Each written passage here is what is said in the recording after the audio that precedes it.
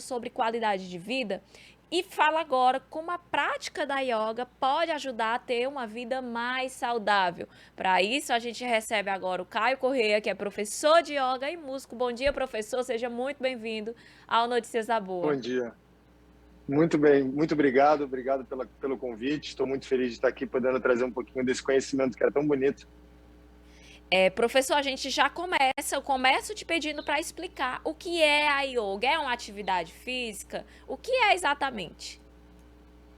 Então, eu ensino muito yoga de acordo com os textos clássicos, né? Yoga é um tipo de filosofia, um tipo de conhecimento que ele é bem antigo. Ele tem os primeiros escritos, né? Os primeiros textos escritos datam de mais de 2.500 anos atrás. E é uma prática que, pelo que a gente vem vendo historicamente, através da arqueologia, é uma prática que ela é feita para mais de 5, 6 mil anos, né? Ela é uma prática que vem da Índia e que, na verdade, é uma abordagem de como você entende o próprio corpo. O texto que eu me baseio mais para dar minhas aulas é um texto chamado Yoga Sutra de Patanjali. Patanjali é um sábio que ele escreveu esse texto, que ele data de mais ou menos século III a.C., e ele é basicamente um estudo sobre a mente.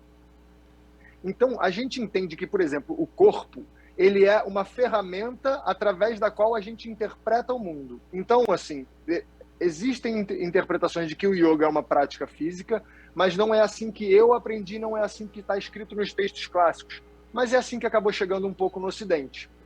Mas o yoga é uma forma de você entender o funcionamento da sua própria mente. E a gente usa ferramentas como, por exemplo, o corpo, como, por exemplo, as emoções, como, por exemplo, os pensamentos, para entender melhor todo esse funcionamento, que é um funcionamento complexo. Então, a gente usa muitas práticas que levam para o físico, que usam muito de força, de flexibilidade, de consciência corporal, mas com o objetivo da gente entender melhor como a nossa mente funciona, né? Então, por exemplo, a gente faz diversas práticas com posições que muitas vezes as pessoas falam, mas que posição esquisita essa que o cara está fazendo? Por que ele está fazendo isso?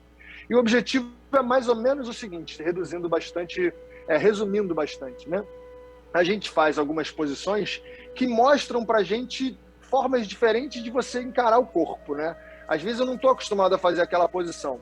Então, quando eu faço uma posição que eu não estou acostumado, eu tento me entender melhor. Mas, então, esse músculo aqui está mexendo, por que ele está mexendo, como é que eu atuo melhor nisso, como é que eu respiro melhor enquanto eu estou fazendo a minha posição. Então, né, nisso a gente vai entendendo um fluxo de movimento e de consciência corporal, consciência dos pensamentos e consciência da emoção, de uma forma bastante integrada. Não sei se eu fui claro, se ficou muito confuso, porque assim, é muito conhecimento para a gente conseguir passar aqui, Para mas é conseguir uma falar coisa em que eu sou pouco apaixonado. tempo. E como é a yoga na prática?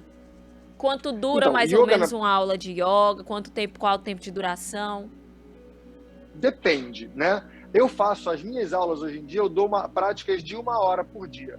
Mas essas são práticas que são práticas de asana e pranayama. E eu vou explicar melhor o que é isso. Asana são as posturas, né? São essas posições. Por exemplo, ali tem um quadro atrás de mim que tem um monte de posiçõezinhas e tal, que a gente faz diversas posturas e que são posturas de alongamento de força, e nessas práticas a gente também trabalha muito a respiração, né? A respiração é muito importante porque ela é o que traz energia para o nosso corpo, né? As práticas, elas acontecem normalmente entre 1 e 1 hora e meia, e a gente trabalha bastante, tanto essa parte física, quanto a parte da respiração, e a integração dessas coisas com a consciência, com a mente. Então, a gente também trabalha muito a parte da meditação. E a meditação nada mais é do que você, em algum momento, você parar e tentar diminuir um pouco os pensamentos e focar em um objetivo só.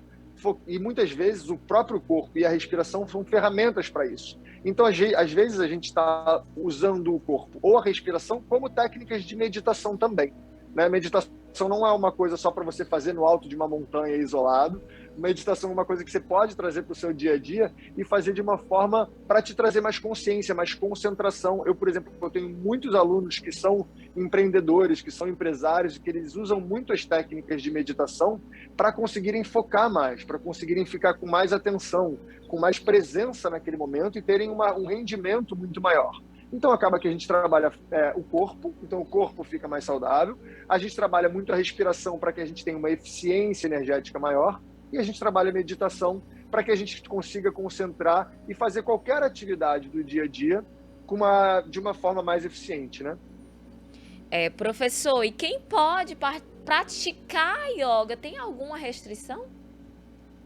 Não tem restrição, mas é porque depende um pouco do tipo. Hoje em dia a gente tem muitos tipos de yoga, né? Então tem yogas que são mais físicos, tem yogas que são mais mentais, tem yogas que são puramente meditação. E tem um conceito que é um conceito que acabou ficando um pouco esquecido aqui no Ocidente, né? Volto a dizer, o yoga é uma prática que vem lá da Índia. Então, quando veio para o Ocidente, acabou virando uma coisa muito mais de uma prática física. Mas existe um conceito muito claro dentro do yoga, que é um conceito de Vini Yoga. E Vini Yoga é um yoga que ele é individualizado, ou seja, o yoga ele é feito para o aluno, né? Então, o professor e o aluno, eles têm uma troca muito intensa, muito grande e presente, para que eu consiga entender o meu aluno e passar dentro de todo o acervo de técnicas de respiração, técnicas físicas e técnicas de meditação, uma prática que é para ele, uma prática que o aluno possa ter um rendimento muito mais eficiente e possa ficar mais saudável. Ele entra numa prática de um jeito e sai de uma maneira mais saudável. Acho que depende muito do professor, mas o yoga tem uma relação muito intensa entre o professor e o aluno. Por isso que eu recomendo sempre que, se você vai fazer uma prática de yoga, você ache, antes de qualquer coisa, um bom professor. Eu não recomendo muito você fazer práticas só na internet sem supervisão. Você pode se machucar. É uma pergunta que eu tenho, assim, uma curiosidade pessoal mesmo. Quanto tempo praticando yoga é possível fazer aquela posição que eu não sei se o nome certo é invertida, mas é que coloca a cabeça no chão e o corpo para cima? Uhum.